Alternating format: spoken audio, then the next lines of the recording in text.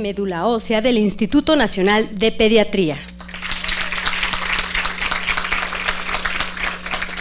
Para coordinar esta mesa, cedo el uso de la voz a la licenciada Mayela García.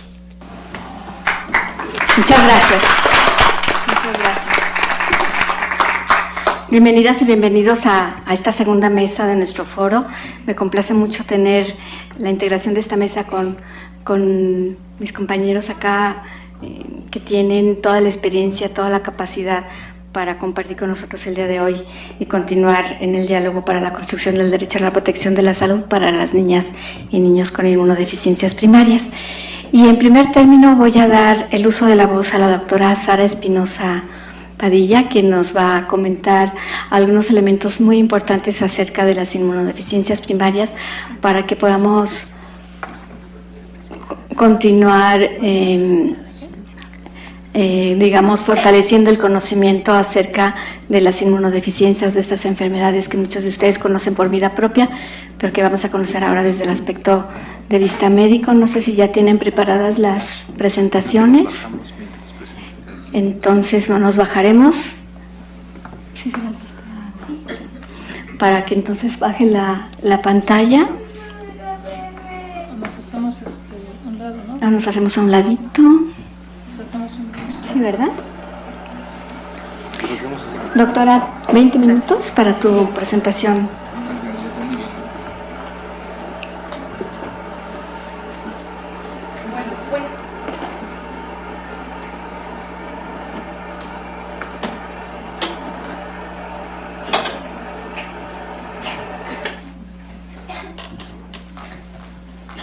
¿Nos pueden dar sonido en este micro, por favor? Gracias. Bueno, buenos días a todos ustedes. Agradezco infinito la apertura del Senado que ha tenido para este foro. Agradezco a las autoridades que ya se retiraron, a las que siguen, pero de manera especial agradezco a nuestros pacientes, a sus familiares, a los médicos y a todos los que acompañan el día de hoy, a todo el equipo de trabajo que está aquí y que hace posible el trabajo que llevamos con estos niños todos los días. Y quiero enfocarme en algunos aspectos importantes. Primero, decirles qué son estos padecimientos, efectivamente, como decía la senadora Angélica, y además de eso también platicarles del trabajo que hacemos, porque venimos a pedir esta mañana el acceso al tratamiento oportuno y efectivo de los niños, pero no solamente venimos a pedir, tenemos un trabajo que hacemos con mucho gusto todos los días y les quiero platicar acerca de eso. Entonces, si me pasa la siguiente, por favor. Quiero empezar platicándoles para todo el foro en general que nos está escuchando qué son las inmunodeficiencias primarias.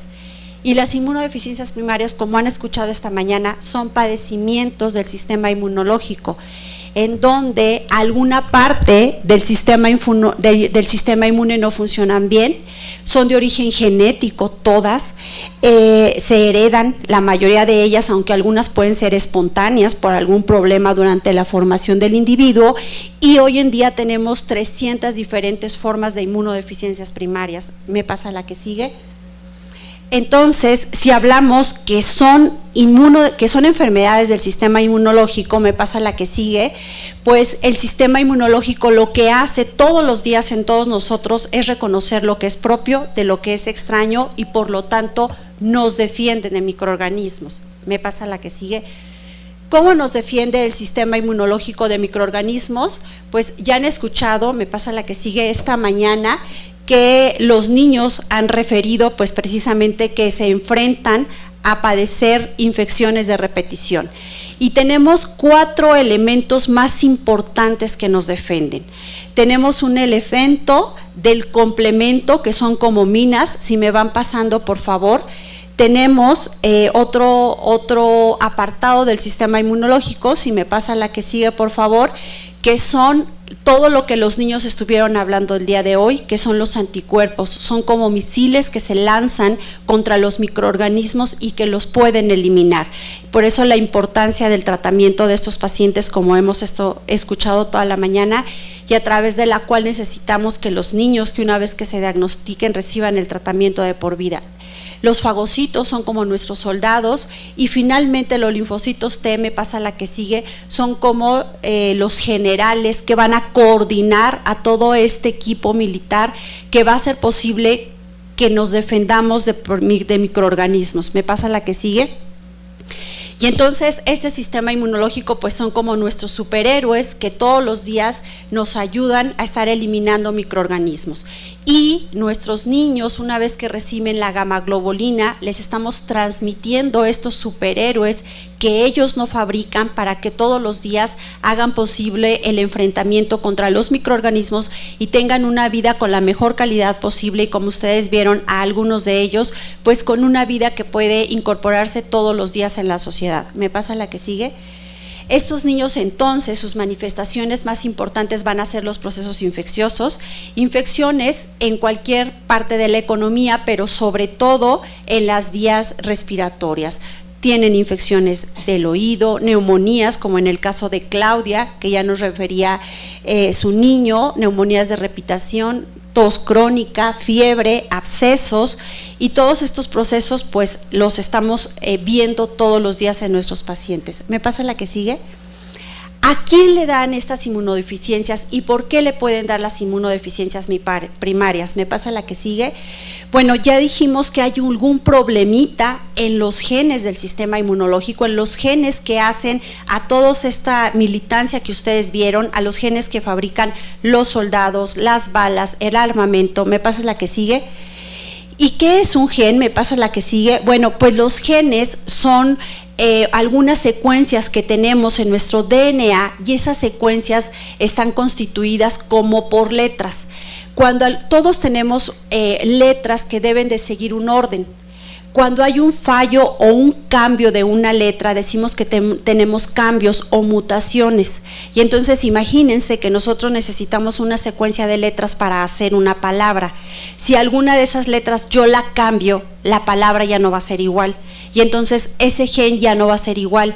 Y entonces ese misil va a estar ausente o va a estar presente, pero de una manera errónea. Y por lo tanto los pacientes que tienen estos problemas no tienen estos armamentos y padecen de estos procesos infecciosos. ¿Me pasa la que sigue?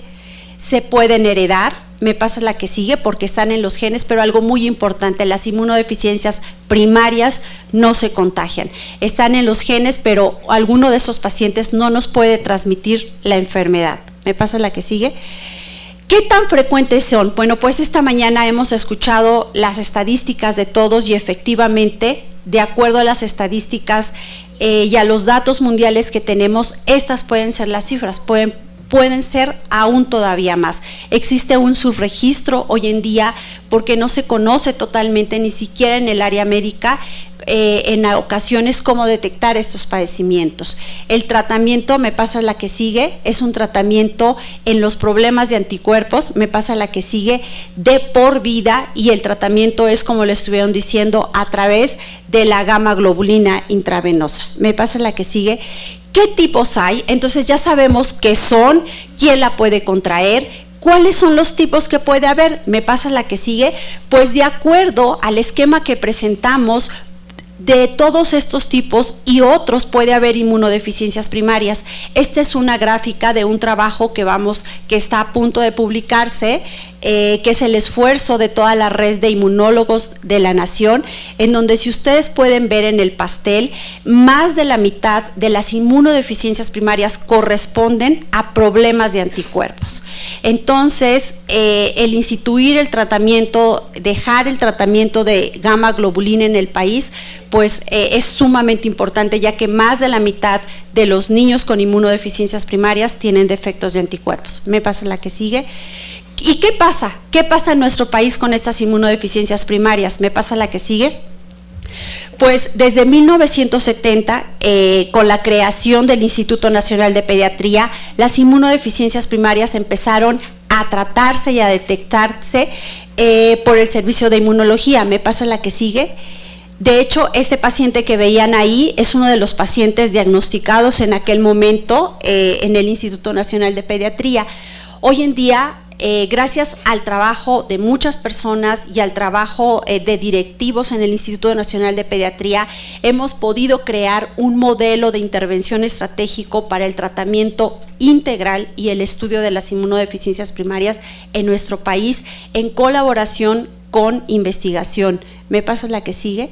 Y entonces tenemos un modelo en donde podemos ver que tenemos, como debería de ser en todas las enfermedades, el panorama de investigación, me pasa la que sigue, en donde está aplicada esta investigación a problemas de salud nacional, me pasa la que sigue, es una investigación transnacional con nuevos modelos de atención, me pasa la que sigue, y paralela, muy muy importante, a una asistencia diaria de pacientes, me pasa la que sigue, con productos de alto impacto, me pasa la que sigue, y esto aunado, relacionado con un servicio de asistencia diaria de los pacientes que llegan a diferentes servicios de inmunología, pero lo que queremos es que siempre estén basados en protocolos de atención, me pasa la que sigue, generando investigación y enseñanza y limitada a estos padecimientos de alta complejidad. Y si ustedes pueden ver esto en unión estrecha con la formación de recursos humanos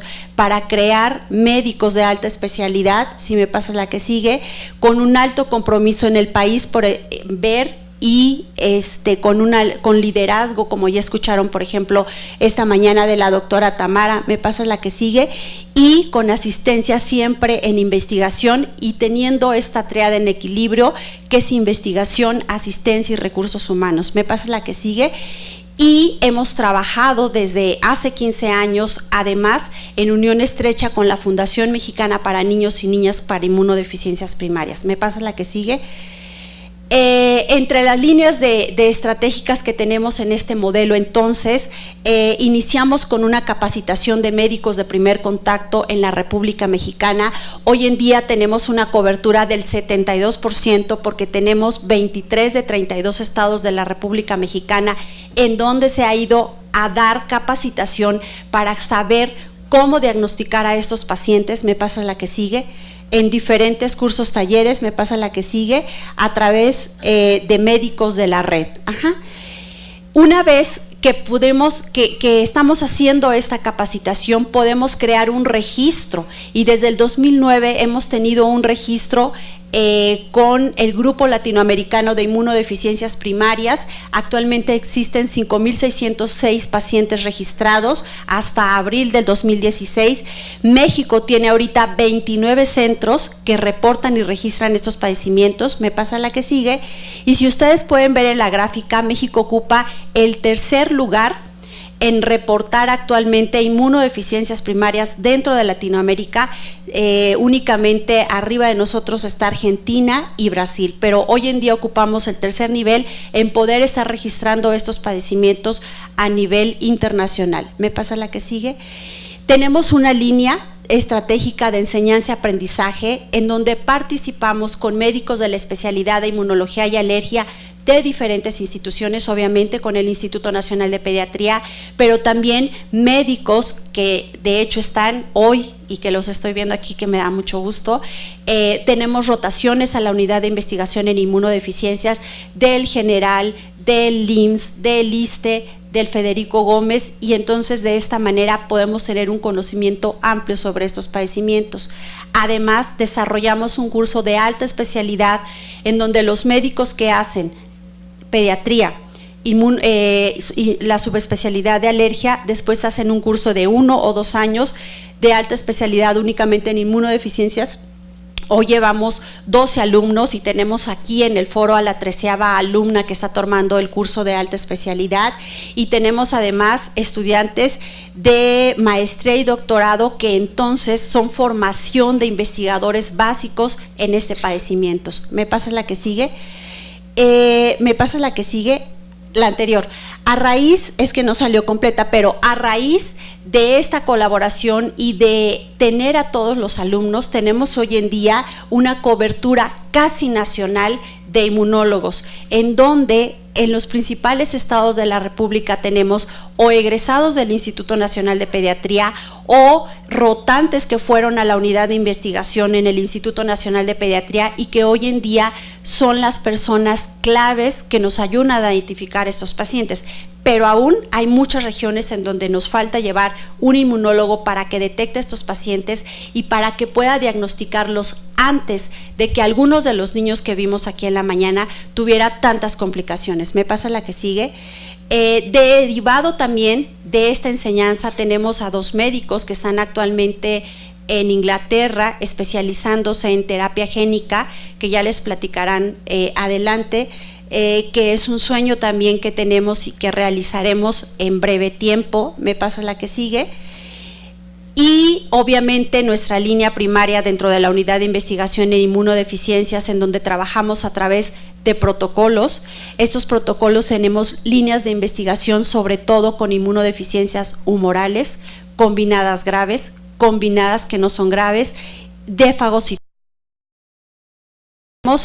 La unidad se creó, nos dieron la unidad de investigación en diciembre del 2008 y a partir de enero del 2009 estamos trabajando y tenemos hasta abril de este año 56 artículos publicados en revistas nacionales e internacionales como parte del trabajo que estamos haciendo. ¿Me pasa la que sigue? Estamos trabajando, además, hablando de la detección oportuna, sobre la posibilidad de hacer un diagnóstico desde el momento del nacimiento, a través del tamiz neonatal, con las inmunodeficiencias primarias que son más graves, como la de Alejandra, que estuvo hace rato con ustedes. ¿Me pasa la que sigue? Y tenemos colaboración, tenemos estrategia de colaboración tanto con el servicio de inmunología de nuestro propio instituto, con otros servicios de nuestro propio instituto y como ustedes pueden ver, con diversas instituciones tanto en el país como a nivel de otros lugares. ¿Me pasa la que sigue? Esto no sería posible si no buscamos dinero hasta por debajo de las piedras y entonces necesitamos de todos los presupuestos y utilizamos por supuesto el presupuesto público, el presupuesto de protocolos que hemos obtenido a través de empresas y a través de CONACYT, a través de la industria y de manera muy importante a través de la Fundación Mexicana para Niños y Niñas con Inmunodeficiencia Primaria, que hacemos todos los días también un trabajo importante para poder tener más acceso a tratamientos y dar el aporte a estos pacientes. ¿Me pasa la que sigue? ¿Cuál es la historia natural? Una vez que platicamos un poco de todas las inmunodeficiencias primarias, ¿me pasa la que sigue? Pues depende, ¿no? Primero necesitamos para una historia natural y que los niños lleguen a estar presentes como esta mañana, porque algunos otros no llegan a estar presentes, pues necesitamos que los médicos la sospechemos, me pasa la que sigue, para que una vez que se haga la sospecha se pueda enviar con un inmunólogo y se haga el diagnóstico. Hoy en día entonces tenemos la posibilidad de hacer el diagnóstico a través de todas estas herramientas que les he platicado el día de hoy, me pasa la que sigue. Podemos hacer entonces un diagnóstico oportuno, me pasa la que sigue, y entonces necesitan el tratamiento. Pero hoy en día lo que nos está pasando es que los médicos sí la sospechan. Los niños están llegando, pero no todos tienen la fortuna de estar aquí presentes porque algunos se quedan en el camino precisamente por la falta del tratamiento que les comentarán ampliamente el doctor Espinosa y el doctor Olaya. ¿Me pasa la que sigue? Y obviamente necesitamos evaluar el costo económico en cada fase dentro de la historia de nuestros pacientes. ¿Me pasa la que sigue? Del tratamiento, me pasa la que sigue, sabemos que tenemos sobre todo la gamma globulina, ya vimos que más de la mitad de los niños tienen defectos de anticuerpos, trasplante de células progenitoras, terapia génica y algunos otros como antibióticos o interferones. ¿Me pasa la que sigue? ¿Y cuáles son los desafíos y cuáles son los retos? Pues el desafío más importante es garantizar el tratamiento. El trabajo de investigación, el trabajo de descubrir nuevas moléculas es importante, pero no tan importante como garantizar el tratamiento a nuestros pacientes. Los que estamos aquí el día de hoy hemos lidiado todos los días en la cabecera con la lucha constante de que vivan y vivan bien.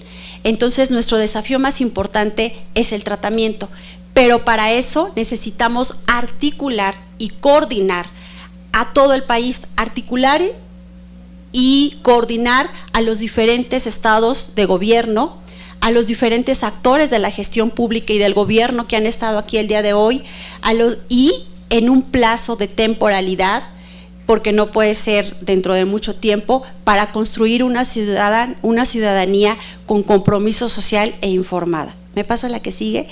¿Me pasa la que sigue? Y finalmente, entonces, quiero agradecer otra vez y mostrarles, esta es Alejandra, cuando llegó después de los 2.5 meses al Instituto Nacional de Pediatría y recibió el trasplante. Después, a los 6 años, su mamá cada año nos manda una fotografía en donde la vemos crecer, y el día de hoy ustedes ya la vieron de 13 años. Y entonces, el mensaje más importante es, sí se puede. Sí se puede, ella llegó y está aquí. Entonces no queremos que haya suerte y que algunos niños reciban el tratamiento y otros no. La verdad es que la lucha de todos los días y nuestro mensaje para estar aquí hoy es que se pueda y se pueda con todo. Muchas gracias.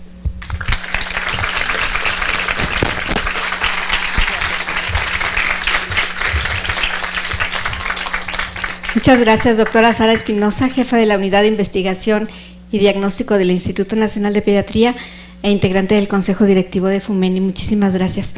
Y doy paso enseguida al doctor Francisco Espinosa Rosales, presidente de la Fundación FUMENI, que nos va a compartir sobre todo el estudio del impacto económico de las inmunodeficiencias primarias. Gracias, Francisco. Bueno, primero que nada, senadora Angélica de la Peña, muchísimas gracias por haber ayudado a la Fundación a habernos recibido primero, escuchado, tomado como suyo el reto de hacer accesible el tratamiento para las niñas y niños con inmunodeficiencias primarias, porque sin usted, sin su capacidad de convocatoria, no hubiera sido posible tener a la verdaderos capaces de cambiar la situación en México, que son nuestras autoridades y por supuesto junto con el Poder Legislativo, y estamos seguros que juntos vamos a lograr la meta de que todas las niñas, y no solo los que están aquí, las niñas y niños con inmunodeficiencias primarias en nuestro país reciban diagnóstico, pero también un tratamiento oportuno e integral. Me pasan la que sigue.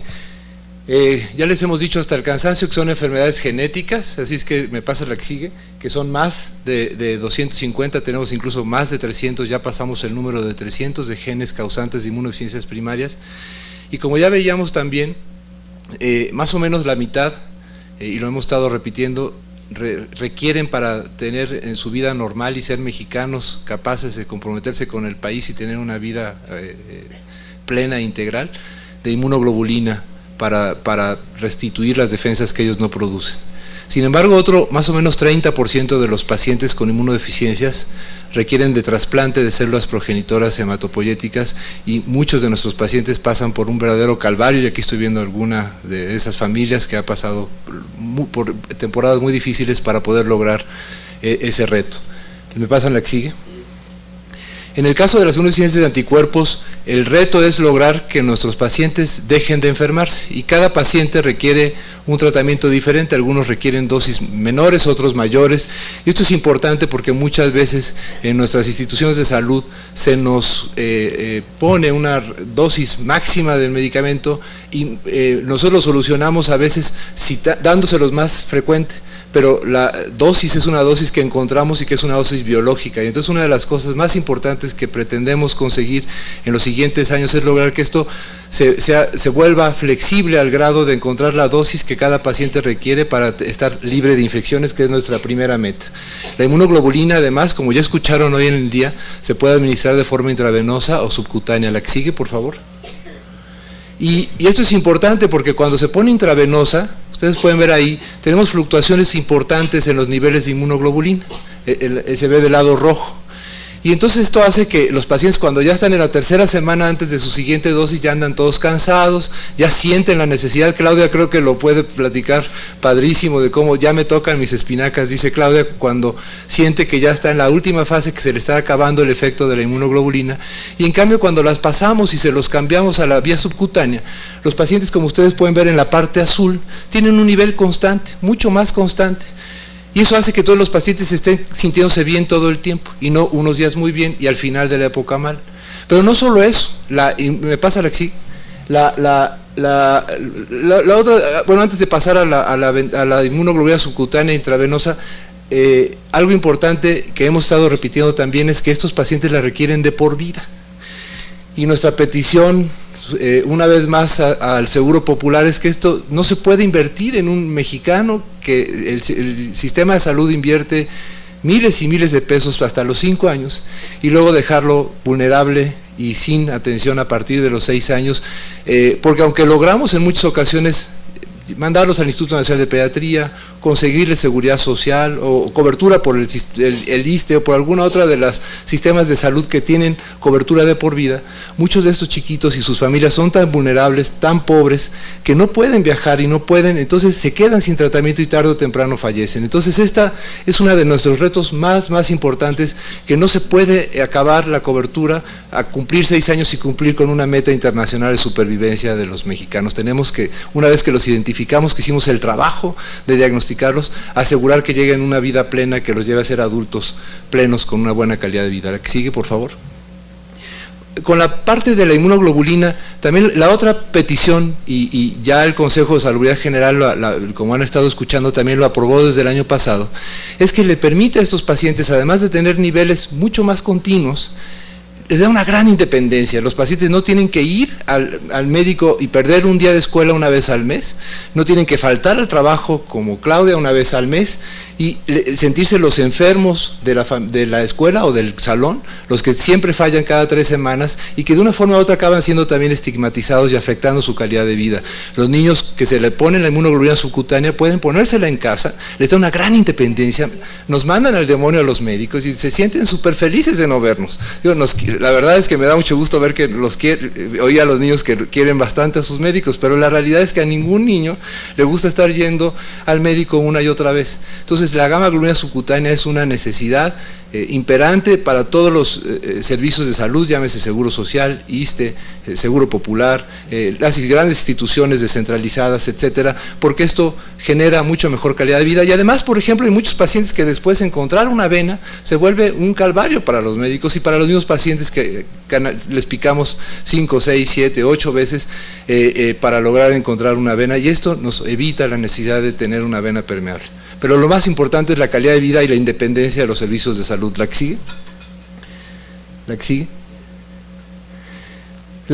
El cambio es muy fácil. Un paciente que está en gamma globulina intravenosa se puede pasar de un día a otro a la gamma globulina subcutánea sin mayor problema. Los niños, además, los nuevos diagnosticados, una vez que la tengamos en todos los subsistemas de salud, se puede empezar directamente con inmunoglobulina subcutánea de una manera muy sencilla. ¿La que sigue? Los efectos secundarios de la inmunoglobulina subcutánea son bien poquitos y solamente se pone rojo y se hace un bultito donde ponemos la gamma globulina subcutánea, pero a las 2 o 3 horas prácticamente desapareció y básicamente los pacientes la prefieren siempre en comparación con la gamma globulina intravenosa en el largo plazo. ¿La que sigue? La otra cosa es que está bien demostrado que es tan eficaz la subcutánea como la intravenosa para evitar infecciones recurrentes, porque como les mostré, los niveles de inmunoglobulina se persisten mucho más estables a lo largo del tiempo. ¿La que sigue? Y lo más importante, y hay múltiples estudios que demuestran esto, es que la calidad de vida cuando los cambiamos de gamma globulina intravenosa a subcutánea se incrementa notablemente. ¿Me pasa la que sigue? Entonces, tiene todas estas ventajas que ya las estuve platicando y quisiera irme directamente a la parte económica, porque la que sigue, porque nosotros entendemos que el sector público tiene una bolsa que es limitada y es una cobija, como decimos nosotros, que si quitan de un lado descobijan a unos para cubrir a nuestros niños, y entendemos perfecto que no por cubrir o cobijar a unos debemos descobijar a otros. Entonces empezamos a estudiar qué pasaba, y estos son 34 casos de pacientes del Instituto Nacional de Pediatría, donde tengo el honor de trabajar hace 25 años, que fueron diagnosticados ahí, que tenemos sus expedientes completitos y que pudimos rastrear cada una de sus hospitalizaciones con esos diagnósticos que ustedes pueden ver ahí de diferentes defectos de anticuerpos. ¿La que sigue? La que sigue. Lo que hicimos fue revisar los expedientes clínicos, integrar un protocolo técnico, cédulas médico-económicas, los costos médicos directos, que fueron los únicos que tomamos en cuenta. No tomamos ningún costo indirecto de transporte ni de falta de los papás a la escuela, fue exclusivamente los costos directos dados por la atención médica. La estimación del costo por servicio con la estimación de costos publicados por las diferentes entidades, lo tenemos tanto por Secretaría de Salud como por Seguro Social. la ponderación del peso específico y finalmente un análisis de costo-oportunidad, la que sigue. Y entonces, los más importantes costos que tienen los pacientes que tienen inmunodeficiencias, como ustedes han estado oyendo, son por infecciones. Y las más comunes de ellas son las neumonías y por tanto son lo que más cuesta a nuestro sistema de salud para atenderlos, porque estos niños se tienen que hospitalizar, recibir tratamiento intravenoso, nebulizaciones, etcétera.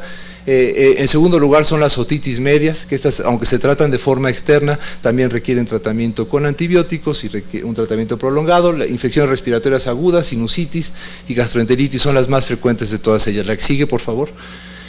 Entonces, para no hacerles demasiado, y se los voy a hacer muy corto, los pacientes, el costo de cada uno de los pacientes, y cuando lo analizamos, genera que un paciente, generalmente primero el retraso de tratamiento, de diagnóstico en México, es en promedio de alrededor de 5 años de retraso diagnóstico. Casi todos nos llegan después de 5 años de haber empezado con infecciones recurrentes. Y el costo anual que costó en promedio por cada niño, por las hospitalizaciones y por el tratamiento de las infecciones, es de 288,000 pesos.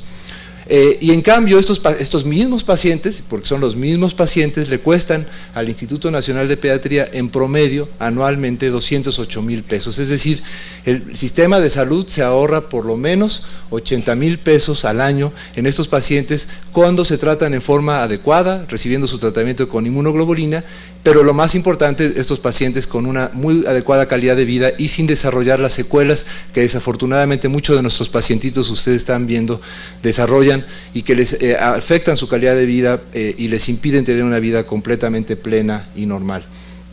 No solo esto, sino que tomando en cuenta a la población que acude al Instituto Nacional de Pediatría, la población de influencia del Instituto Nacional de Pediatría, y tomando en cuenta a los asegurados al Seguro Popular en esa población de influencia del Instituto Nacional de Pediatría, nos da un costo per cápita sin tratamiento de 0.57 pesos, comparado con, si los tratamos bien, con 1.41 pesos. Entonces el mensaje, doctor Lozano, es que no solamente no le va a costar más subir la cobertura para toda la vida, sino que se va a ahorrar dinero al Seguro Popular que va a poder usar para cubrir otras enfermedades y no solamente las inmunodeficiencias. Entonces es una oportunidad de oro para mejorar la cobertura, ahorrándole dineros, pesos y centavos objetivamente al seguro, al sistema de salud que encabeza el Seguro Popular. La que sigue, por favor. Existen otras enfermedades que también son un reto, enfermedades como la enfermedad granulomatosa crónica, donde uno de los tratamientos importantes, hay dos cosas importantes. Uno, que casi todos ellos hoy sabemos que se tienen que trasplantar, pero la segunda es que mientras se trasplantan deben recibir interferón gamma. Desde el 2002, la Fundación Mexicana para Niñas y Niños con Inmunodeficiencias tiene un convenio con el laboratorio que lo comercializa a nivel internacional y que nos lo dona de manera gratuita absolutamente a la Fundación, y la Fundación lo reparte a todas las familias, a todos los papás de niñas y niños o a los pacientes que tienen enfermedad granulomatosa crónica, y se los otorgamos. Sin embargo, la población de pacientes, que gracias a Dios ha crecido enormemente y se ha vuelto insostenible para el laboratorio que nos lo dona. Ya son varios millones de pesos que nos donan al año en este medicamento, y por lo tanto, hoy por hoy, estamos convencidos que tenemos que lograr que se registre y que entre al catálogo de medicamentos del Consejo de Salubridad General, para que más adelante entre a los restos de los subsistemas de salud de nuestro país. La que sigue. Finalmente, el trasplante, y aunque no les voy a hablar mucho porque el trasplante, el doctor Olaya nos va a hablar de la situación y de las barreras que tenemos, se requieren más o menos alrededor de 100 trasplantes por año para estos niños con inmunodeficiencias, para enfermedades, por supuesto, de los niños burbuja, como Alejandra se identificó, pero también para otras enfermedades como el síndrome de Wiskott-Aldrich o la enfermedad granulomatosa crónica o las linfohistiocytosis hemofagocíticas de tipo familiar, y de tal forma que más o menos calculamos que se requieren al menos 100 trasplantes al año. Me pasa la que sigue.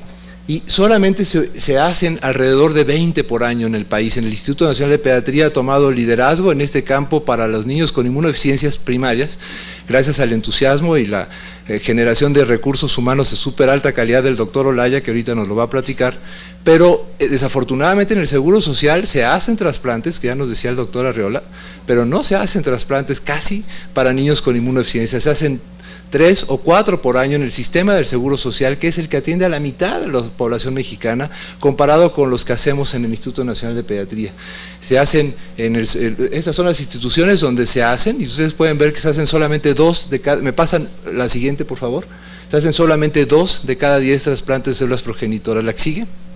Finalmente, ¿qué buscamos con esta campaña y esta campaña de la pelota está tu cancha? Pues es esto, el decir, ya hicimos una buena parte de trabajo haciendo divulgación, diagnosticando a los pacientes más temprano, pero nuestra principal barrera es que nuestros niñas y niños tengan acceso al tratamiento. Necesitamos que tengan el tratamiento, que el médico que los ve decida que es el mejor, ya sea inmunoglobulina subcutánea o intravenosa, al 5 o al 10%, los antibióticos que necesitan, el trasplante cuando sea que lo necesite, y el trasplante en las mejores condiciones, porque como nos va a platicar el doctor Olaya, en ocasiones tenemos que hacer más de un trasplante por no contar con todos los medios necesarios y acaba siendo más costoso para el mismo Seguro Popular. ¿La que sigue?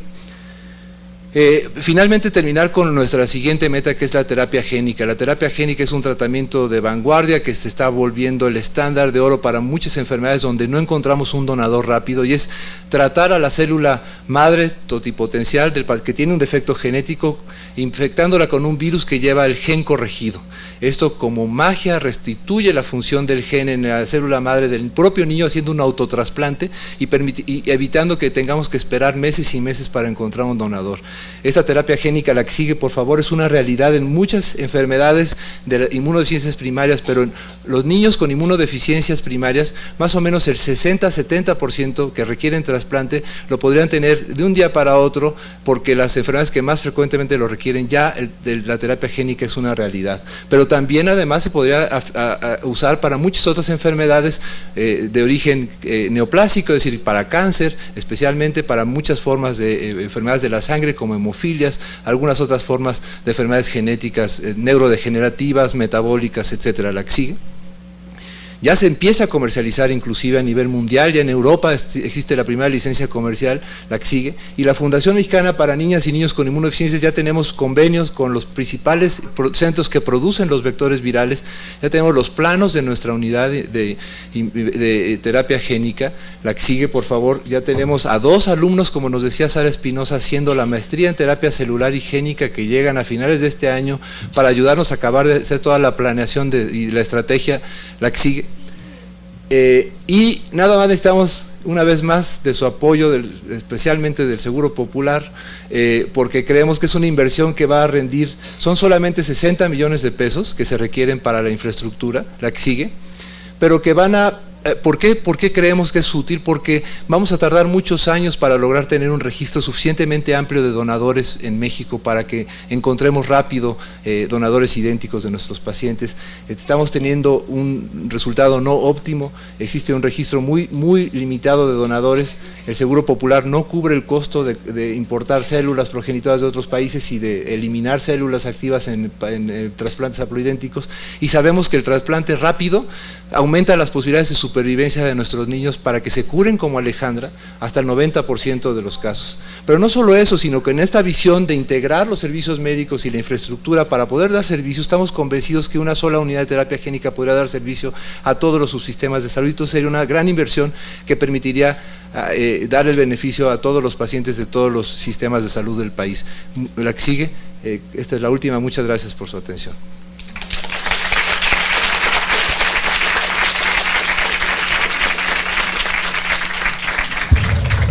Muchas gracias, doctor Francisco Espinosa.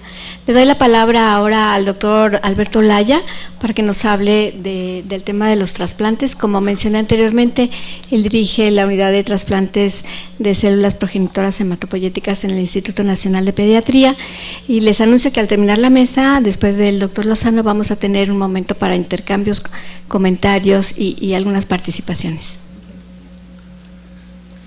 Antes que nada, muchas gracias por la invitación. Yo quiero informarles, yo soy oncólogo pediatra, sin embargo agradezco la oportunidad porque desde hace ya muchos años conozco a Francisco y a Sara desde hace más de 20 años y me dieron la oportunidad de hacer este trasplante y confiaron en nosotros en el instituto hace más de ya 15 años, 14 años y bueno, esto es un privilegio el poder estar aquí porque he sido fiel, iba a decir mudo, pero no, sí me ha tocado hablar, de este esfuerzo y el primer esfuerzo por hacer diagnósticos oportunos y cómo ha crecido hasta llegar a este punto de la terapia génica. ¿Me pasa la que sigue, por favor? Rápidamente, nada más para contextualizarnos todos y saber qué es un trasplante. Bueno, el trasplante es la sustitución de una celularidad hematopoyética, esto es la sangre que se forma en nuestro tuétano, en nuestros huesos.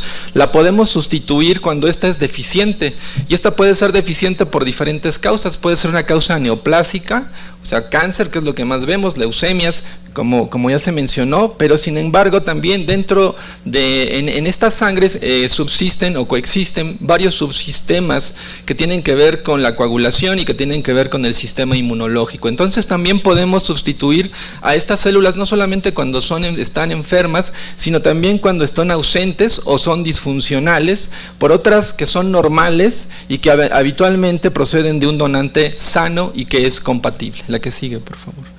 La que sigue. Bueno, ¿cómo hacemos un trasplante? Lo primero es tener una indicación, y esto puede ser cualquiera de estas enfermedades que ya les mencioné, y lo más importante es tener un donante, un receptor, o sea, el enfermo que requiere el trasplante, pero para hacerlo no podemos hacer nada de lo que sigue si no tenemos un adecuado donante que nos permita obtener, en este caso, el tejido, que es el tejido hematopoyético, las famosas células madres, llamadas en nuestra legislación células troncales, y posteriormente, a diferencia de los que trasplantan órganos sólidos, nosotros no podemos entrar y quitar un riñón, sino porque el tejido hematopoyético pues vive en el tuétano.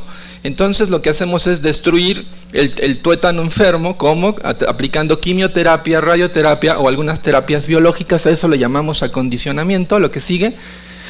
Y posteriormente hacemos la movilización y la cosecha, o sea, así como sembrar, así como los campesinos siembran la tierra, nosotros cosechamos las células y posteriormente las sembramos. La que sigue, por favor.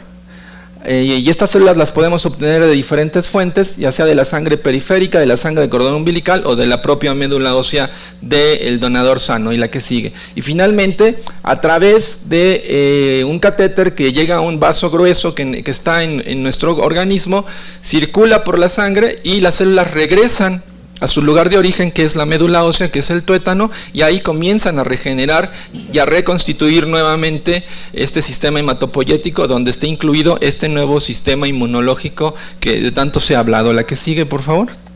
Bueno, esto es un poco gráfico para que ustedes vean. Por algún motivo estas células llegan a través de la circulación, como se ve al fondo a la izquierda, llegan otra vez a su casa, que es el estroma medular, que es la cama donde viven, y ahí reconocen una serie de receptores y contrarreceptores, se vuelven a anclar a ellos. Y la que sigue. Y finalmente, estas nuevas células comienzan a formar toda la sangre que necesitamos, glóbulos rojos, glóbulos blancos, plaquetas, y dentro de estos glóbulos blancos, pues las células que componen el sistema inmunológico. La que sigue. Y bueno, esa es una de las pruebas que hace la doctora Espinosa en el Instituto Nacional de Pediatría. El de arriba es el paciente y el de abajo es un control sano, y ustedes pueden ver cómo la gráfica tiene las mismas características. ¿Esto qué significa? Que las células que le hemos implantado no solamente recuperan en número, sino también recuperan la función para la que están diseñadas, y esto le permite a los niños reintegrarse a una vida lo más normal posible. ¿La que sigue? ¿Qué necesitamos para hacer trasplantes? Pues necesitamos, como les dije, lo puse en rojo, lo más importante es tener al paciente en condiciones óptimas, tenerlo en el momento correcto para que el trasplante sea exitoso, y además tener un donador que sea compatible. Todos nosotros estamos hechos de la mitad de la información genética de nuestra madre y la mitad de la información genética de nuestro padre. Por cuestiones genéticas, solamente el 25% de nosotros tendrá un donador en un hermano compatible.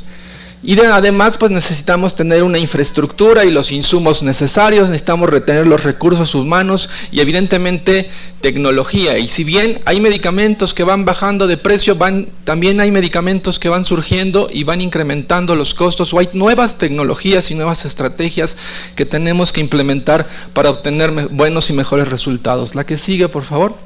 Y vean, esto es la ruta crítica que nosotros, que en el mundo en general se toma cuando un paciente tiene la necesidad de un donador. La primera elección es buscar un donador familiar dentro de la familia, sin embargo esto sucede solamente en 20 a 30% de los casos, como les mencioné. ¿Cuánto nos cuesta en México desde que localizamos un potencial donador hasta que lo utilizamos? Esto nos cuesta alrededor de $385 americanos. Cuando en el mundo, como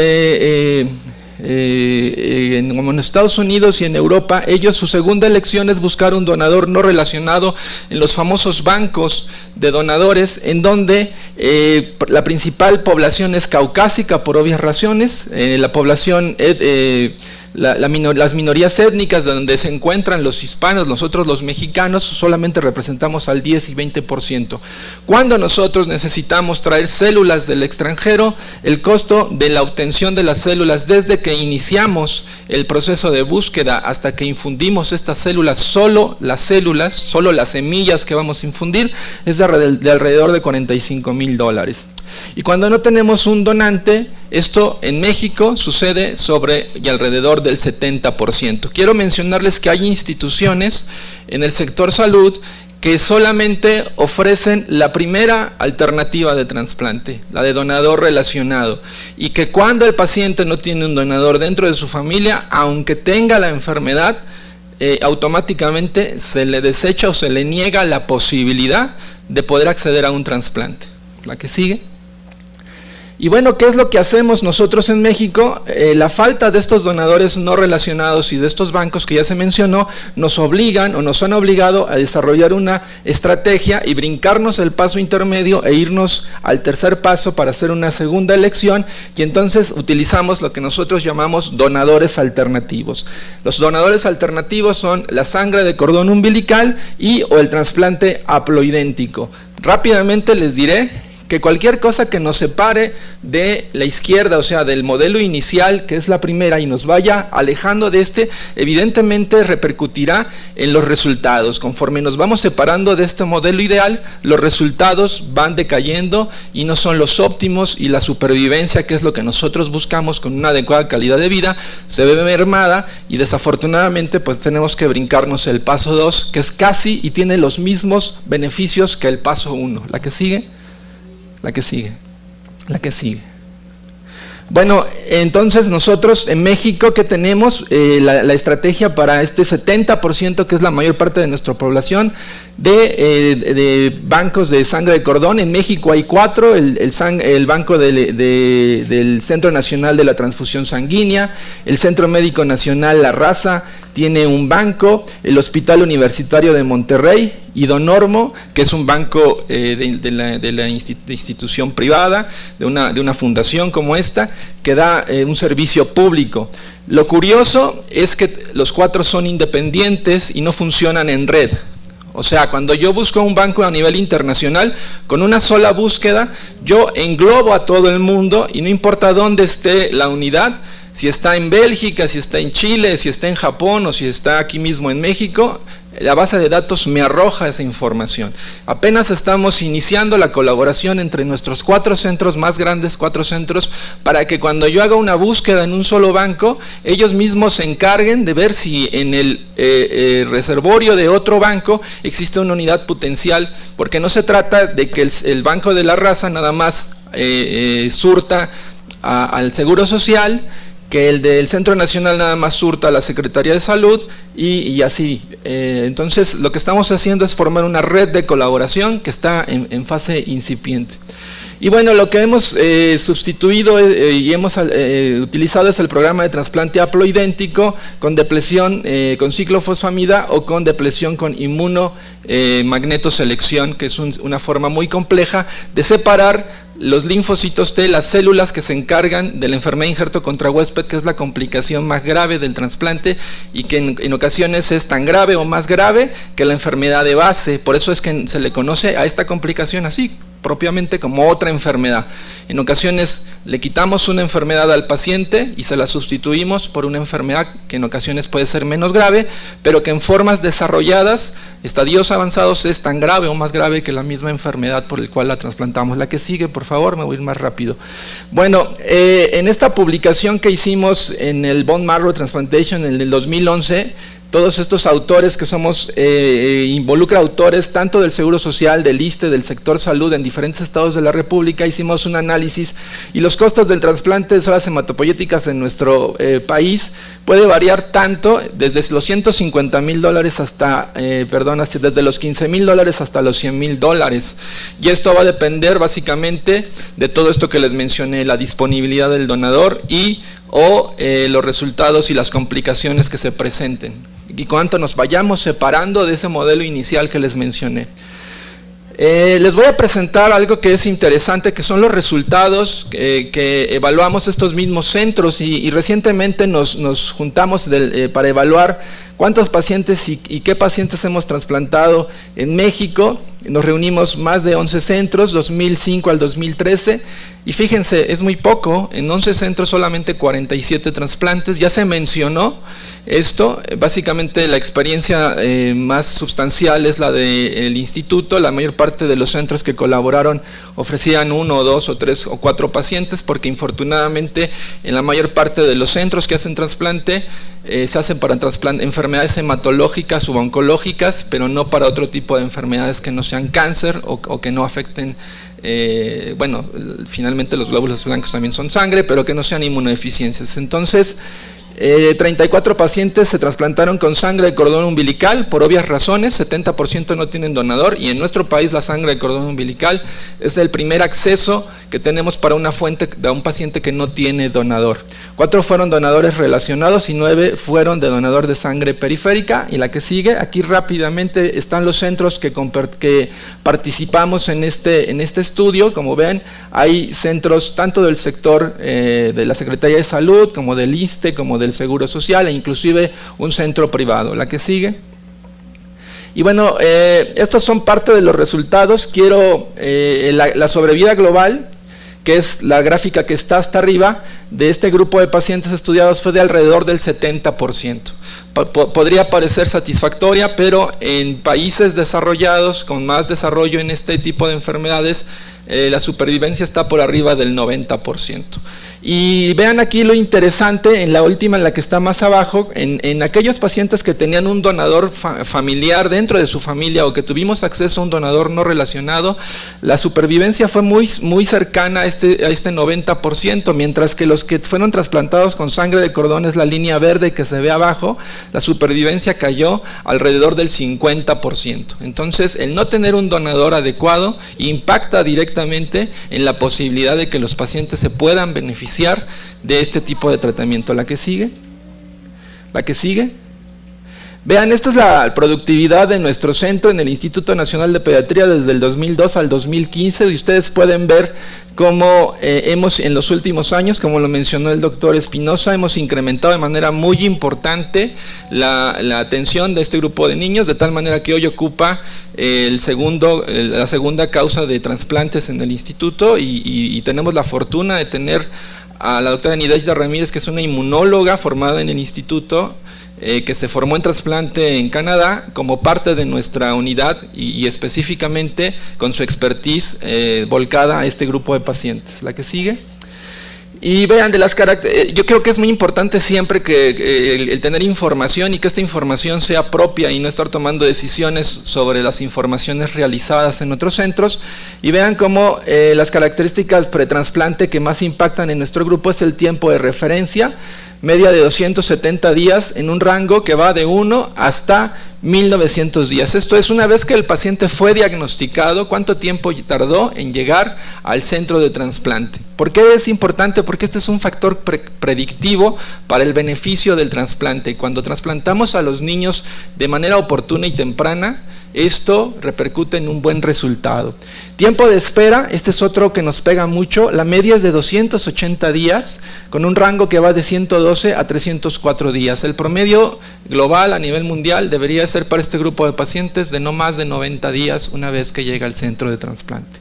La edad del diagnóstico es un factor que pega directamente en la supervivencia. Menores de 6 meses 8% solamente, mayores de 6 meses de 6 meses a un año al 12%, y mayores de un año, como ya se mencionó, más del 82%. ¿Por qué es importante? Porque hay enfermedades donde trasplantar a los niños antes de los 6 meses prácticamente les garantiza que se curarlo y tratarlos antes del año, más del 90% se pueden curar. Pero cuando se trasplantan en etapas avanzadas o en estadios tempranos de su enfermedad, esto causa menor supervivencia. ¿Y esto en qué repercute? Que los pacientes, cuando llegan al trasplante, el 66% de los pacientes tenían infecciones severas antes del trasplante, como neumonías recurrentes. ¿Sí? ¿La que sigue? Esta es la fuente de sangre, la fuente de células que utilizamos, y vean que lo que les mencioné, más del 70% de nuestros pacientes tuvieron que ir a trasplantes haploidénticos o a trasplantes de sangre de cordón umbilical, y solamente el 24%, 21% con un donador relacionado, y vean como menos del 3% tuvieron acceso a un donador de células obtenidas de un banco, habitualmente del extranjero. ¿Por qué? Por la limitante del costo. La que sigue. Esto es lo mismo, la que sigue rápidamente, y vean, es la falla ¿qué es lo que trae el que hagamos este tipo de trasplantes que no son la primera ni la segunda elección? Un incremento muy importante en que haya falla de injerto, y la falla de injerto implica tener que rescatar a estos niños con un segundo o hasta tercer trasplante, y esto incrementa los gastos de manera muy importante. La que sigue. La que sigue. Y bueno, evidentemente si fallamos en el trasplante, que puede ser curativo para estos niños, pues esto incrementa la posibilidad de que estos niños mueran de manera importante. La que sigue, por favor. La que sigue, voy a ir más rápido. Esto es también, el no tener la fuente correcta, pues incrementa el riesgo de enfermedad injerto contra huésped, y esto está asociado con el inicio de trasplantes haploidénticos con ciclofosfamida para este grupo de niños, cosa que antes no hacíamos. La que sigue, por favor. Hoy hacemos también depresión con diferentes estrategias, CD19, CD3, la que sigue. Y bueno, ¿cuál es el diagnóstico situacional?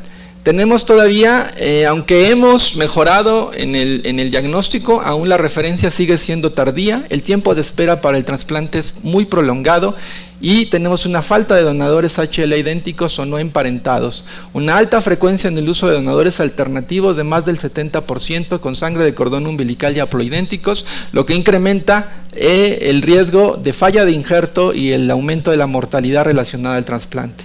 Una falta de acceso a medicamentos carentes en el país. La que sigue, por favor. Rápidamente, la que sigue. Si bien la que sigue, la sangre de cordón tiene muchas ventajas, también tiene sus limitantes, al igual que el trasplante haploidéntico. Y vean cómo esto no lo escribo yo, está escrito en la literatura internacional: mayor mortalidad relacionada al trasplante. La que sigue, lo mismo, la que sigue, para el trasplante haploidéntico, la falla al implante y un mayor riesgo de infecciones, además de injerto contra huésped, lo cual nuevamente incrementa los gastos. La que sigue.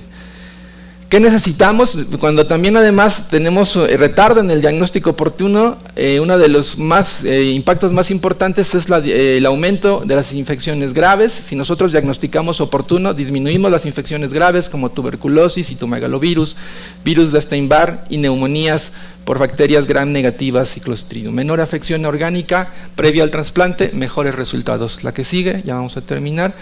Cada sistema de salud tiene diferentes coberturas, ¿sí? Sin embargo, son muy buenas. En el 2004, cuando iniciamos esto, 2005, para el 2006 teníamos cobertura para niños con inmunodeficiencias, sin embargo, ninguna es todavía satisfactoria y completa que pueda garantizar la atención oportuna. La que sigue, por favor.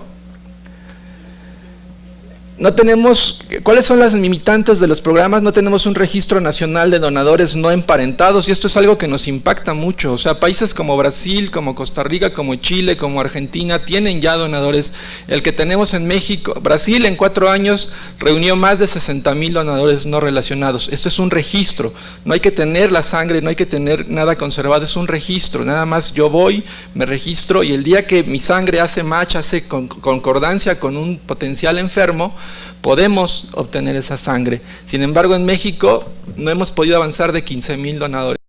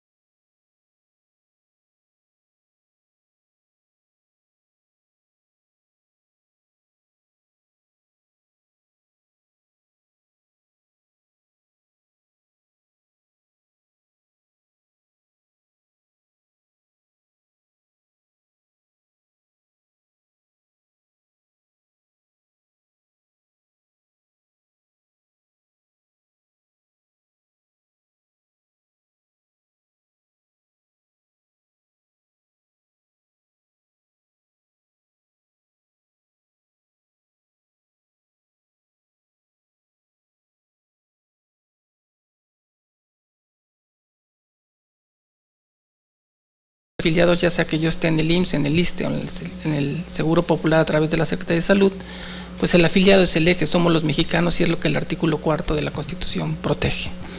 Y ahí en muchos aspectos tenemos grandes deudas con la población, me incluyo como población porque soy mexicano. Tenemos grandes deudas y no vengo a disculpar, que no en ningún momento no hay disculpas, pero lo que quiero es sensibilizar nomás qué vamos a hacer de aquí en adelante para poder llegar a la petición que le pidieron al señor secretario y que esto se haga a la mayor brevedad posible. Uno es que estas grandes deudas, uno de ellos ya lo estamos viendo, es la de inmunodeficiencia. Tenemos deudas, por ejemplo, en el Seguro Popular, que el infarto lo cubrimos hasta 60 años y la mayor porcentaje de la población es arriba de los 60 años. Tenemos otra gran deuda con lisosomales, que también lo cubrimos hasta los 10 años. Y había contemplado algo muy interesante el doctor. Hay cosas que se pueden prevenir antes de gastar más, como podría ser un tamiz metabólico, para poder tener algunas cosas como los lisosomales, ampliarlo. Cubrimos nada más 5 enfermedades en este tamiz. Y así podría nombrar cada una de las enfermedades que tocan la puerta y que quieren que de alguna manera entren al parte del sistema de protección social en salud, como cáncer de pulmón, hay otras enfermedades. Entonces la necesidad en el país es alta y cada quien prioriza su necesidad, pero no escapando ni buscando por dónde salgo de esto, no se trata de eso, sino se trata que asuma la responsabilidad como servidor público. Entonces ya vimos la parte del afiliado y el compromiso tanto de los poderes de la Unión como también del Poder Ejecutivo que tenemos como sector salud hacia la población.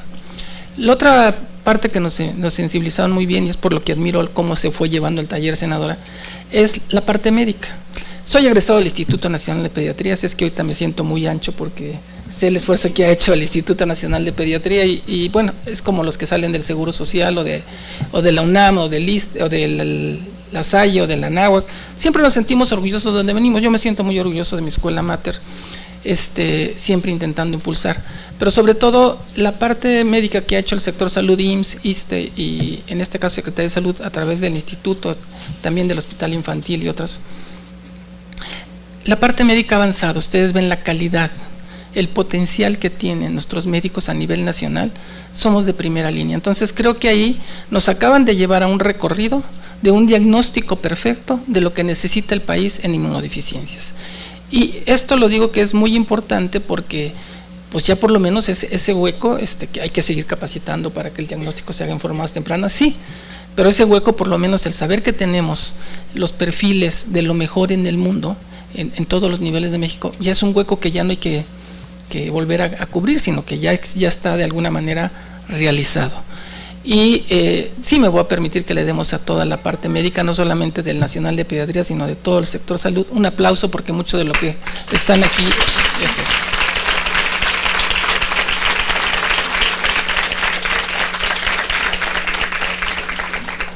Y me voy al otro sector que también yo de alguna manera agradezco en una forma muy infinita, que es la parte de la sociedad, que somos parte de la sociedad, que muchos son los padres de lo que tienen, que están motivados por lo que tienen sus hijos con algún problema, pero muchos que sin tener el problema con sus hijos se involucran y están metidos en esto, de alguna manera toman la estafeta y lo agarran.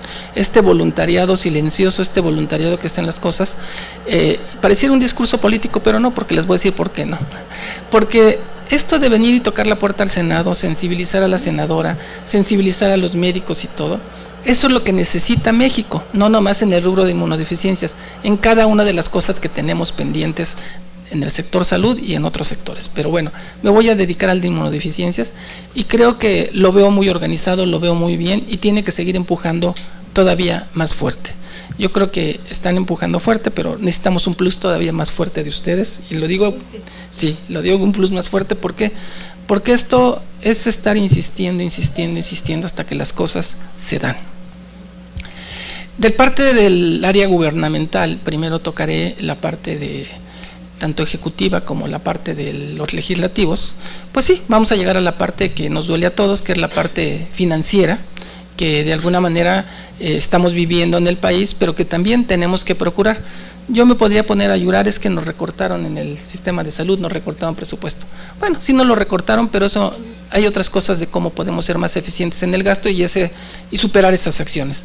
Pero sí, pelear de que sí, que intentemos defender, lo han defendido mucho. A mí me consta que la Cámara de Diputados y la Cámara de Senadores han defendido el presupuesto en salud en todo lo que más se puede, pero tenemos que seguir luchando también porque no es suficiente. Este es un punto que lo dejo así porque nos corresponde a todos, nos corresponde como mexicanos el que trabajemos más, el que hagamos nuestras declaraciones y que cumplamos lo que tenemos que cumplir como mexicanos. Y ya la parte de legislar, como decía en la mañana la senadora, pues es la parte que ellos son los expertos. Pero aparte el de sensibilizar con este foro en forma muy importante estas acciones son los que vienen a hacerlo. Y ahora sí me voy a ir a la parte del sector salud. En los 3 años y medio he estado en el sector salud en otras funciones, pero en estos 3 años y medio, en especial en lo que he estado en Seguro Popular, es la primera vez que a mí, por lo menos en forma personal y hasta donde yo tengo referencia, toca la puerta inmunodeficiencia.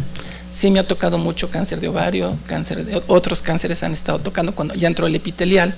Pero es importante este foro y tiene una trascendencia brutal porque acaban de sensibilizar a las autoridades como el Miquel Arriola, como el representante Rafael que viene en representación del doctor Reyes Baeza, del licenciado Reyes Baeza, pero en especial al que dirige el sector salud como es el doctor Narro, se fue muy sensibilizado. Entonces él a veces es una cosa muy importante y ustedes han oído mucho esa frase, no me digas cómo no, dime cómo sí.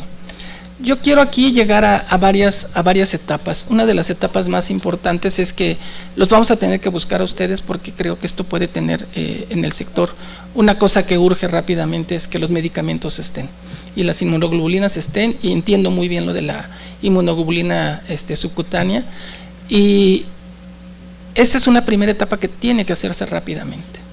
Tenemos que estudiar la problemática de los trasplantes, tanto de conseguirlos interiormente, que no solamente es el problema aquí con la parte del tejido de médula ósea, sino tenemos problema con otros tipos de trasplante. Tenemos que ser los mexicanos más incentivos y también estar sensibilizados a donar. No solamente está lo de médula ósea, están otras donaciones donde el sector salud realmente, hasta a veces con la sangre, batallamos para conseguir, para trasplantar, para poder hacer una transfusión. Entonces, esto no se deja, por eso digo que es un compromiso que va más allá de todos, porque tenemos que ponernos la camiseta como sociedad, como mexicanos, como funcionarios, como todo, para ir resolviendo esos problemas. Se tendrá que trabajar mucho en esta parte de médula ósea, sí, hay que ver yo le llamo los eslabones críticos, ya los entendí muy bien, pero hay que acabarlos de afinar, cómo batallan para conseguir el tejido, y para ver esos eslabones críticos, cómo los vamos a ir resolviendo. Por eso digo que son etapas. Una es que puede entrar rápidamente lo de los medicamentos y que no solamente esté limitante a 5 años. Por allá me dieron un SUC y me dijeron ouch cuando me dijo es que no me quiten el medicamento acá. Sí, y lo entiendo y no voy a mirar hacia atrás, es que yo no soy el culpable, no, me toca asumir este momento, esta responsabilidad y vamos a resolverla, vamos a tener su posición. Entonces yo las etapas que veo, si ustedes lo permiten así, los compromisos que veo, es reunirme para que todo este diagnóstico que ya tienen hecho, volverlo a retomar, pero no reunirme, no soy de los que en un mes nos vemos, en 2 meses, vamos a atacarlo rápidamente. De esto le tengo que dar un informe al señor secretario y al doctor Gabriel O'Shea Cuevas, y entonces las etapas que yo veo son medicamentos, veo esa parte de la unidad de investigación que quiere crecer para todo lo que tiene que ver con todo lo de los trasplantes, lo que viene adelante. Veo lo del problema del conseguir los medicamentos, yo creo que con COFEPRIS podemos resolver esto rápidamente, y veo la parte de lo que tenemos que hacer para conseguir los donadores en México, no donde fuera. Y uno de los talones de Aquiles, y me quiero aprovechar del Senado, porque es una de las cosas que traigo en el radar, luchando por otros motivos, como Seguro Popular, es que no tenemos un sistema de información en México adecuado, y que eso tiene que haber desde el secretario de Salud, que ya él tiene esa visión, a través del sector salud, que también tiene la visión, pero es tener un sistema de información realmente robusto, realmente real, y no tener muchos sistemitas que después no se conjunten, como estaban comentando, y eso cuesta, y trasladándolo como en medicina, eso cuesta más caro que el no tener ese sistema de información, es como estar trabajando a ciegas. Entonces, por allá tendremos oportunidad de expresar esa parte del sistema de información. Aquí la parte del compromiso del secretario es tener el diagnóstico lo más rápido posible. Lo de medicamentos le interesa que se resuelva lo más pronto posible. Vamos a ver cómo lo tenemos que hacer. Y nomás quiero decirles en qué consiste esta labor que hace Seguro Popular. Del 100% de todo lo que recibe Seguro Popular, el 89% de todo el gasto se va a los estados. El 8% queda a un parámetro que se llama Fondo de Gastos Catastróficos. Y estas son las enfermedades que, como su nombre lo dice, pues desequilibran la parte económica del individuo, de la familia. Y lo que intentamos es que esas 61 enfermedades vayan creciendo. Lo que yo tengo que ver con el Consejo de Salubridad General es si esto queda en gastos catastróficos o lo potenciamos en cauces. Por la rapidez en esta primera etapa, para mí tendría que estarse potenciando en cauces porque eso le da mayor rapidez de acción y no tenemos que pasar otros parámetros. Pero eso lo decidirá el señor secretario. Y lo que hace la parte del sistema de protección, hace un costeo primero de tipo costo efectivo y el otro es el costo-beneficio, como comentaban, todo lo que yo me puedo ahorrar, y no solamente ahorrar, bueno, lo vamos a ver ahorita primero desde el punto de vista de ahorrar, todo lo que me puedo ahorrar si yo meto estas inmunoglobulinas y si meto la subcutánea en especial. Eso lo entiendo, es un costo efectivo y un costo-beneficio total y brutal. Pero si yo me voy más allá pues es lo que dejo y lo que acaban de decir, que el niño se diagnostique temprano, que no se deteriore y que pueda tener una vida, como comentaban hace rato nuestros amiguitos, nuestros amigos, comentaban, es que yo hago mi vida normal y eso es lo que yo quería oír de ellos y lo oí, yo hago mi vida normal. ¿Por qué? Porque si mi diagnóstico es temprano, la vida que queremos que hagan sea una vida realmente efectiva, realmente una vida real. Entonces, lo que les quiero decir, sí nos vamos sensibilizados, me voy sensibilizado, soy médico pediatra, me voy sensibilizado como funcionario y yo espero que tengan pronto respuestas de esto que el secretario de Salud se compromete, que estoy seguro que ya le habló al doctor O'Shea para pedir las cosas y me comprometo a trabajarlo con ahínco, con esfuerzo y lo más pronto posible. Les agradezco, no prometo las cosas que no se pueden prometer, pero yo creo que mucho de lo que se está pidiendo hoy se va a poder consolidar en poco tiempo. Les doy las gracias, mi afecto y mi cariño y felicito al Senado, felicito a todos mis colegas anteriores y a los participantes por esta labor y sobre todo a esa parte de la sociedad, a esos padres, a esos hijos, a esos niños, a esos profesionistas y que los medios de comunicación sigan haciendo su función porque todo es un equipo, todo lo dijo el secretario, lo tenemos que hacer juntos, no lo podemos hacer individualizado. Mi reconocimiento a todos y muchas gracias.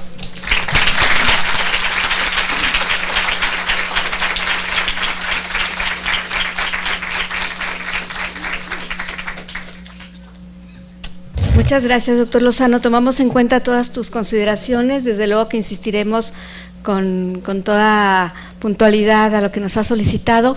Y quiero avisarles que vamos a cerrar el foro con las palabras de la senadora Angélica de la Peña Gómez, que nos ha brindado toda la anfitrionía el día de hoy, en razón de que ya nuestras niñas y niños ya se durmieron, ya se despertaron, ya se volvieron a dormir. Entonces, bueno, ellos son nuestra prioridad, es nuestro interés superior. Entonces vamos a dar paso, agradezco muchísimo a la senadora Angélica de la Peña, presidenta de la Comisión de Derechos Humanos, que podamos cerrar este foro con sus palabras. Y con las palabras de la senadora Yolanda de la Torre, que ya viene acá en camino a acompañarnos también.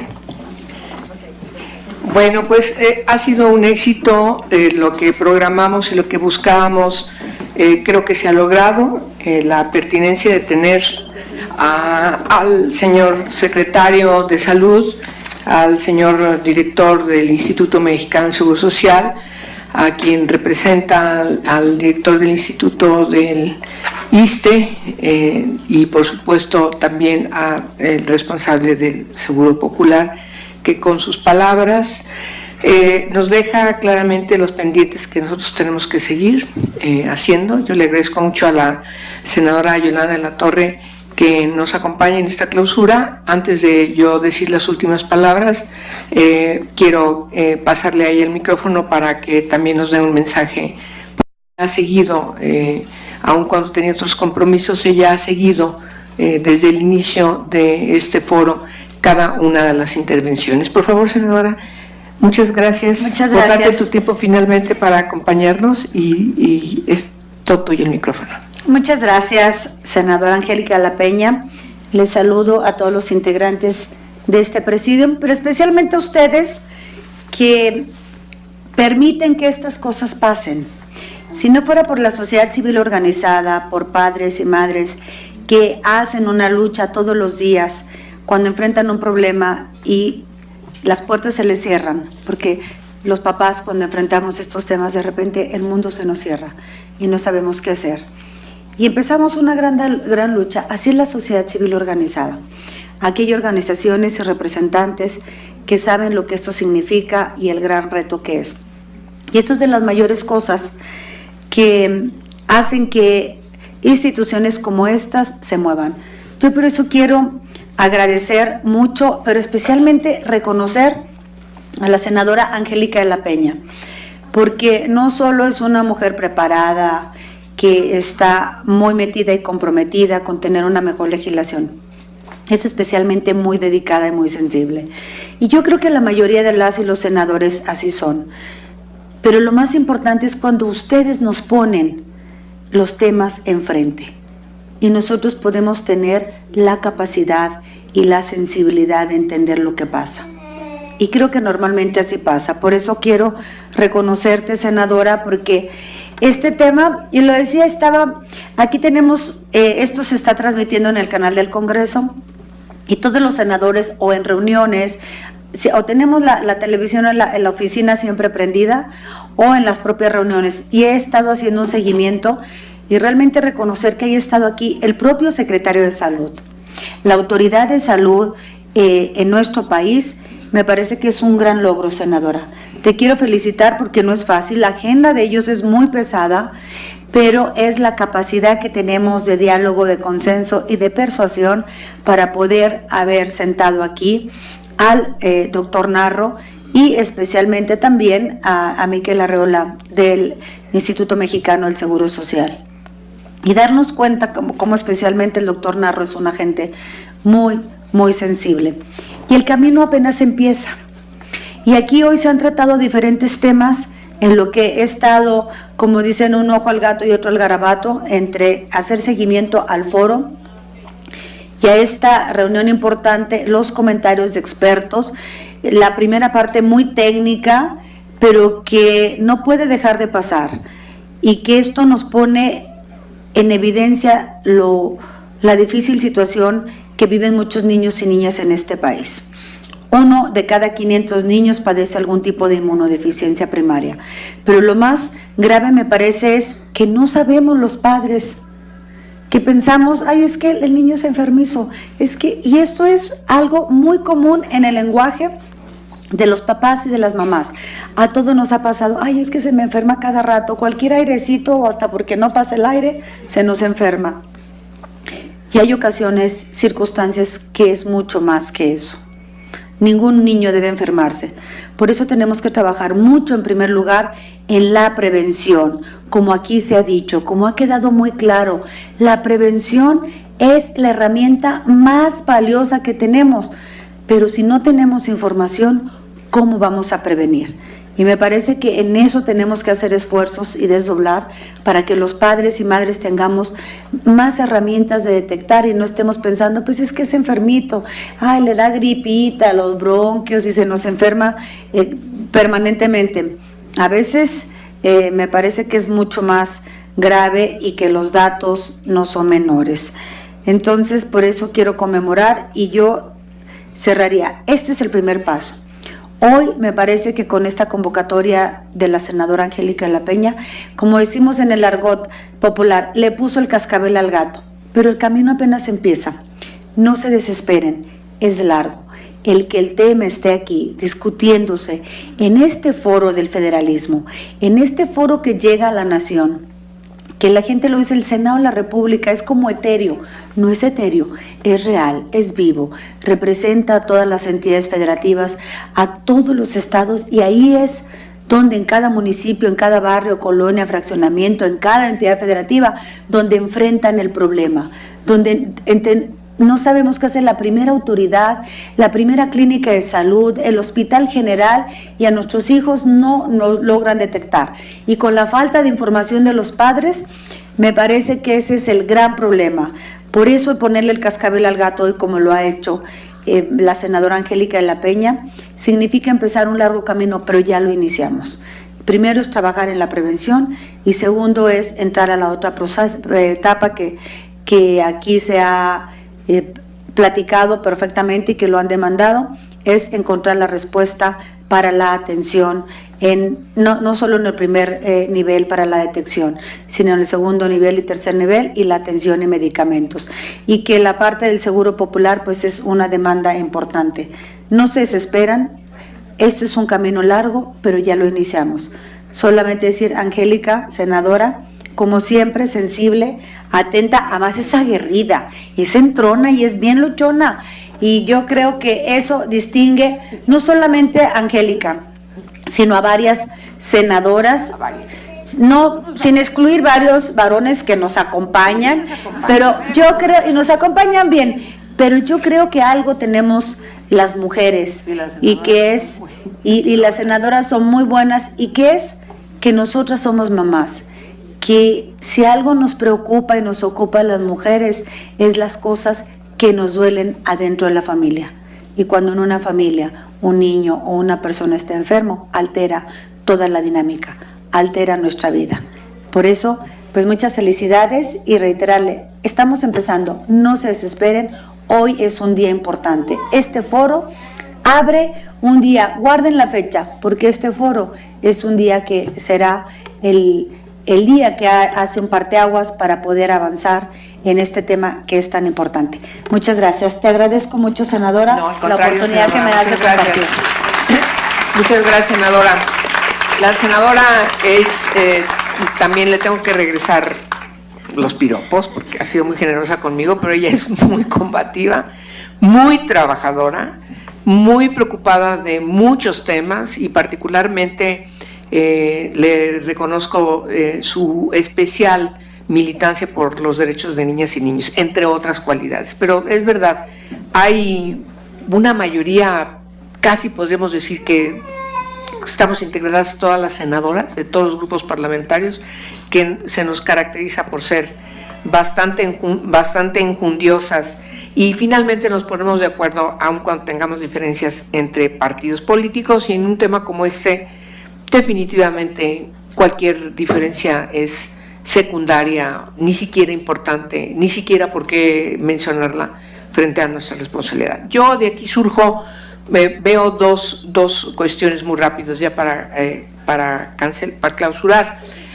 Es verdad, hay que ver cómo hacemos, porque el sistema de información tiene que ser uno solo, es un problema que tiene México en muchos temas, y me parece que ese hay que atenderlo, y en ese sentido tenemos que ver qué hacemos. Hay que revisar la ley y hay que tomar algunas decisiones. Con lo que nos toque a nosotros lo hacemos. Téngalo usted por seguro, ya tomé nota. Luego, la otra parte que sigue ahorita, que es el momento, y en ese sentido la alianza con el señor secretario Narro es fundamental. No es de ninguna manera de dudarse de su compromiso, de su militancia también. Él es un hombre que le reconocemos en toda su trayectoria, toda su vida, que cuando sabe asumir un compromiso lo cumple, y en ese sentido sabemos que en el caso de ustedes han tenido una alianza hoy directa con él, y que efectivamente hay cuestiones en las que tenemos que incidir. La primera es presupuesto. Yo creo que hay que entrar a insistir, y creo que eso lo dijo, y ahorita es el momento en que estamos en esta discusión. Pronto llegará el presupuesto de egresos, la propuesta de presupuesto de egresos de la Federación a la Cámara de Diputados. En esa etapa nosotros no participamos, pero sí incidimos en distintos puntos de acuerdo que te propongo, senadora, y que invitemos también a la presidenta de la Comisión de Derechos de la Niñez, la senadora Marta Elena García, que tuvo un problema personal que no pudo eludir y por eso no nos acompañó, pero que las tres signemos un punto de acuerdo para que inmediatamente le pidamos a la Cámara de Diputados que haya presupuestos claramente definidos por ustedes en sus intervenciones. Ahí es donde están, y coadyuvemos a las instituciones de salud para que puedan atender lo que ustedes nos están planteando. Me parece que eso es algo que no podemos eludir de manera inmediata y que se empiece a notar la importancia de realizar este foro, la importancia y sacrificio de todos ustedes que vinieron de varios estados de la República, el haberse mantenido desde el principio hasta ahorita ocupando cada uno de los sillones de este auditorio con un gran interés, y sobre todo agradecerles a las niñas y a los niños que no es normal que estén aguantando tanto rollo. Sí. Esa es la verdad. Sin embargo, aquí han estado, se han portado muy bien, lo cual tampoco es normal, pero ahorita vamos a ver cómo se los compensamos. Por lo pronto nos dejan una obligación y tenemos que trabajar por ustedes, y lo vamos a hacer. Tengan ustedes la seguridad de que lo vamos a hacer, Entonces, sin más rollo, damos por clausurada este foro, sin desperdicio cada una de sus participaciones de quienes asistieron a él, y por supuesto refrendar nuestro compromiso para darle seguimiento a cada uno de los acuerdos y solicitudes y atender sus 3 manifiestos, que aquí los tengo, los iba a leer, no los voy a leer, pues ustedes están muy cansados, pero esto se los vamos a hacer llegar a cada uno de los 126 restantes senadores, somos 128, aquí estamos 2, para que conozcan de este trabajo tan importante que desde el sector salud, desde el ámbito profesional de la salud, desde el Instituto Nacional de Pediatría, que efectivamente es una de nuestras instituciones que más orgullo nos da, junto con otros institutos nacionales, pero nuevamente hoy se refrenda el gran trabajo que han hecho. Doctor, lo felicito por haber sido de los pioneros en el trasplante de lo que hoy conocemos aquí, un ejemplo fehaciente de los resultados de su trabajo profesional, y nos orgullece mucho que sea mexicano, y nos orgullece mucho que este Instituto Nacional de Pediatría esté forjando a las y los médicos que necesita nuestra niñez mexicana. Hay que apoyarle más con recursos porque hay muchas cosas por atender. Muchas gracias a todos ustedes y damos por concluidos los trabajos de este foro. Buena tarde.